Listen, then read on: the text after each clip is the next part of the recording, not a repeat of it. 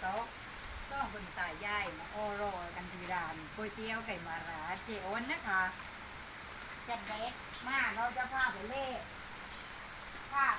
บรรยากาศที่ร้าน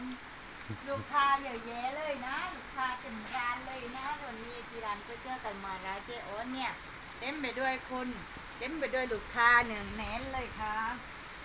เนี่ยถ้าอยากทานก๋วยเตี๋ยวอ่ะก็มาได้นะคนเดี๋ยวเราแทนตีนนะเป็นพิเศษตีนแทนตีน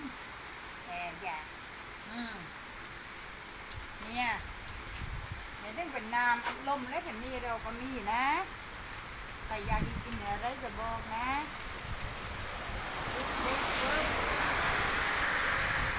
ลูกชิ้นทอดเราก็มีมันก็ไม่ติดสั่งไรรอกับเราตายย่ายเป็นลูกชิ้น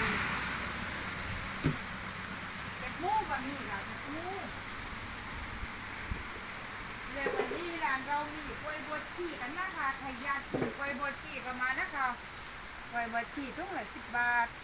20 บาทเก็บหมูก็10 บาทน้ำลอกเด็กน้ำลอกคนแก่ก็คือ10 บาทและนี่เป็นน้ำพริกเผาจุดเด็ดก่อนร้านมีว่าน้ำพริกเผาร้านนี้ดุนะคะเนี่ยของเจออนตอนสำรับของแท้ร้อยเพชรปากชีกเลยแหละเนี่ยคนที่ชอบกินเพชรอย่าลืมนะมาร้านเจออนต้องไม่พลาดน้ำพริกเผากระปุกละ20 บาทร้านของเราจุดเด่นอยู่ที่ตีนค่ะเนี่ยจุดเด่นอยู่ที่ตีนนะคะ